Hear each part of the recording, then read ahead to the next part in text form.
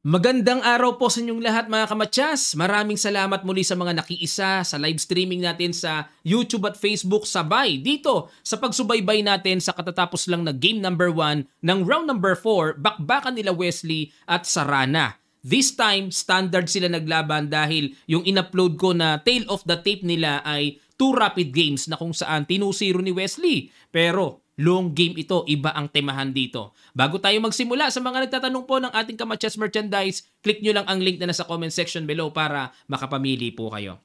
Ang ginawa ni Wesley, nag C4, English opening, at nag E6 si Sarana, Knight C3, D5, D4. From English, na uwi dito sa Queen's Gambit, na inulit ni Wesley ang kanilang isa sa mga history game, exchange ng Queen's Gambit with Bishop G5, Kasparov variation, at nag-Bishop B4. This time, yan naman ang ginawa.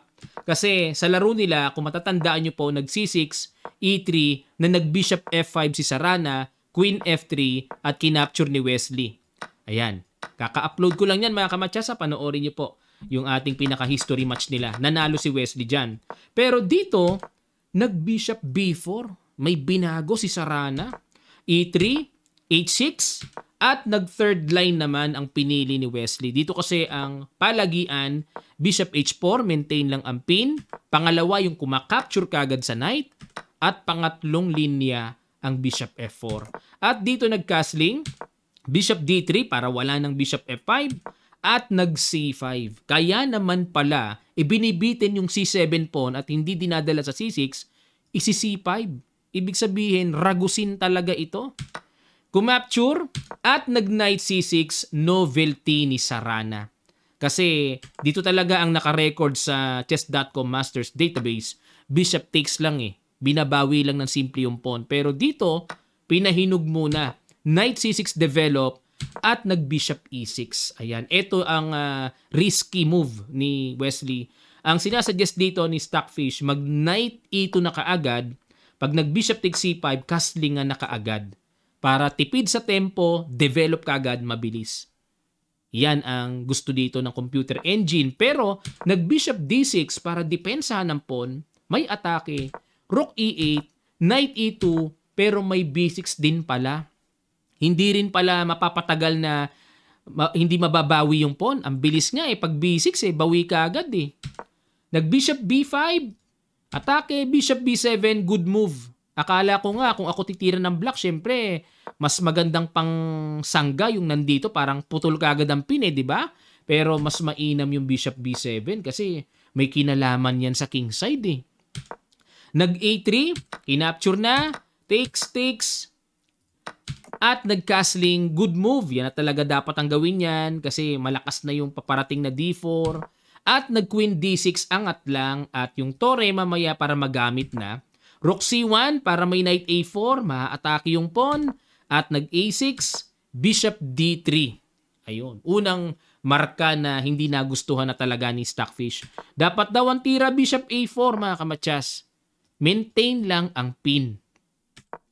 Ayan, pero balik tayo, nag-Bishop D3 at nag-Knight E5, Knight A4, atake na, kinapture na ang Bishop, and nag-Rook AC8, simpleng depensa lang, at nag-Queen B3.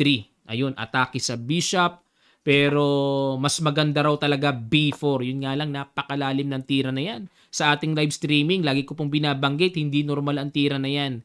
Mahirap itira at makita sa human eye na ganyan ang gagawin. Tipong pag kinapture, capture, tapos ang gagawin ay Queen D4.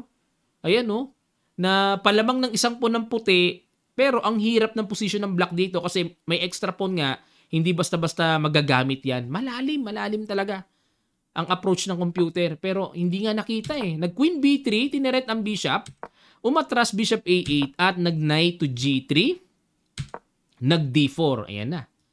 Okay, may may malakas na diagonal na. At kumapture, capture, nag-Queen D3. Pangalawang markadong bad move.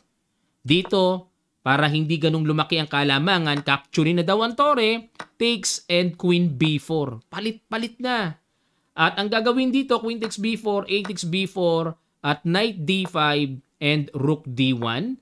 Pag nag-Knight takes B4, Knight B6. Ayun, para kuhanin yung Bishop. Pag nag-Rook D8, takes, Then, rook takes at rook takes d4. Ayan. Equal number of pawns, equal. So, okay lang. 'Di ba? Okay lang. Kung yan lang talaga ang pwedeng magawa ng puti. Pero nag-queen d3 at nag-rook takes c1. Natumbukan ang tira ng computer engine. Takes knight g4. Ayun. Sumablay din si Sarana. Dapat naman daw ang tira, knight to d7. Para mag-knight e5 din, push. Pero ang ginawa, nag-knight g4, queen f5, knight f6 bumalik, parang walang tinira, no?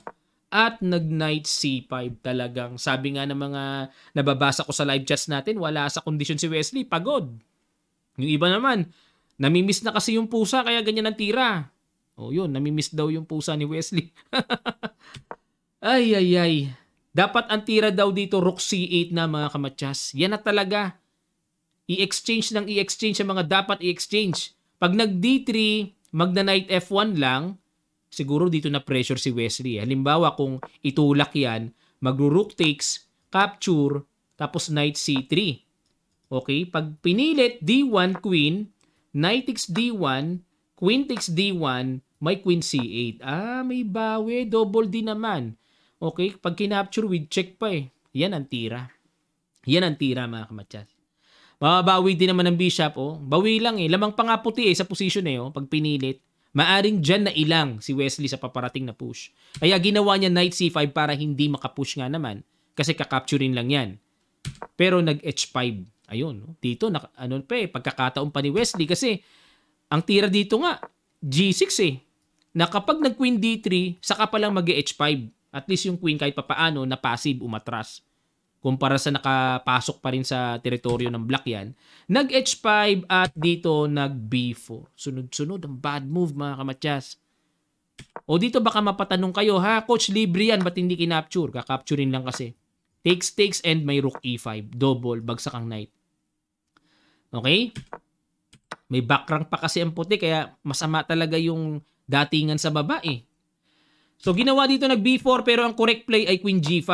Threatening knight, f5, threatening matchas, and may mga threat sa queen. Oo nga, queen g5 ang accurate.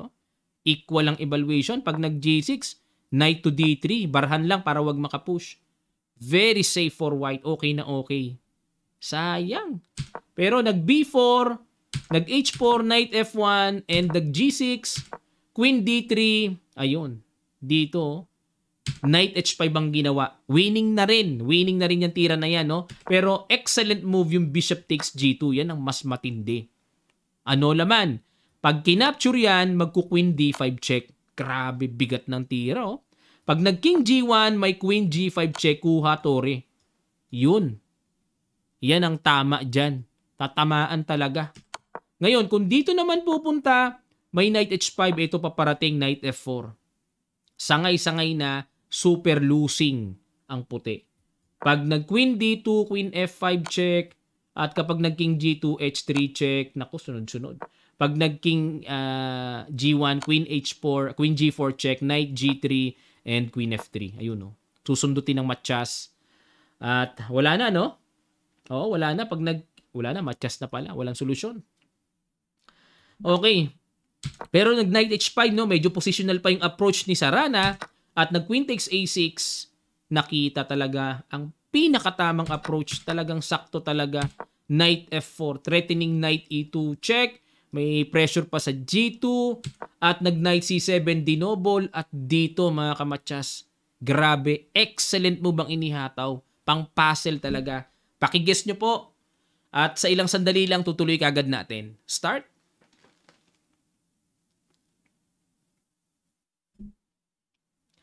Maraming salamat mga kamatyas. Excellent move.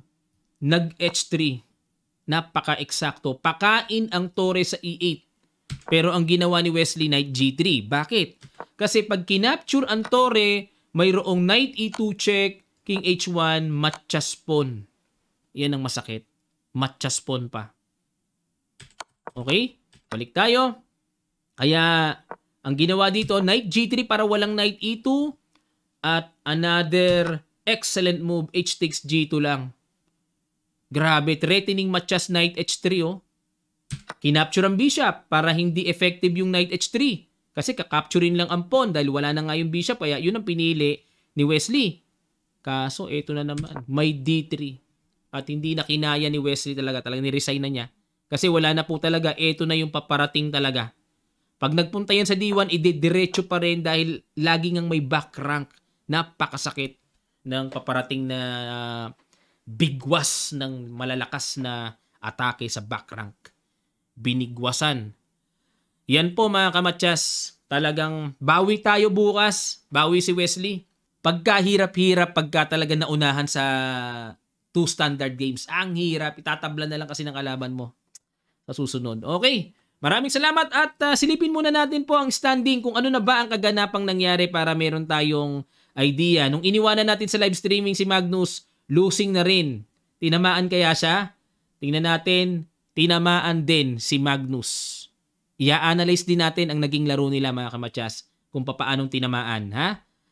Chucky tabla kay Sanal, Wang Hao naglalaban pa, Esvain, Gukesh, Esipenko tabla, Spidler Abasov tabla, Salem Bocaturo tabla, Vijit nanalo kay Bakrot, at Nepo Nihal tabla, Robson Caruana tabla, Duda Magsudlo tabla, Wojciech Dominguez equal, ongoing pa. Ayun nga, Wesley natalo kay Sarana, at Grandelius winning na kay Santos, Sindarov, ayan, halos equal sila ni Eric Gaisi, naglalaban pa, and Berkes, Pono, lamang si Pono, at Nakamura, lamang na slightly better na kay Pragnananda. Okay, so makikibalita po tayo dyan. Mag-a-analyze po tayo dyan ng mga interesting games pa base sa magiging resulta ng game number 1, round number 4. Maraming salamat po, magkita-kita pa tayo sa mga susunod pang videos.